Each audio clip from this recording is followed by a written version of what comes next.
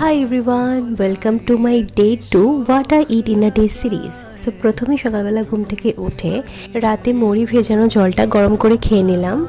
আমি প্রতিদিনই ট্রাই করি কিছু না কিছু একটা হেলদি জিনিস দিয়ে বা হেলদি ড্রিঙ্ক দিয়ে আমার দিনটা শুরু করার জন্য। তারপরে আমি খেলাম একটা স্মুদি। তো এটা ছিল ওটসের স্মুদি। তো আমি ওটস, টক দই, বানানা আর একটু প্রোটিন পাউডার ঘরে বানানো, যেটা নাটস দিয়ে বানায়, অনেকেই তোমরা দেখেছো, এটা দিয়ে খেয়ে নিলাম।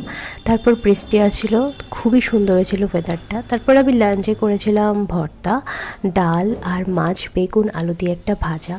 মাছ খেতে তো আমার এতটা ভালো লাগে না, তাই মাছগুলোকে আমি সাইডে রেখে জাস্ট আলু আর বেগুনটা নিয়েছিলাম।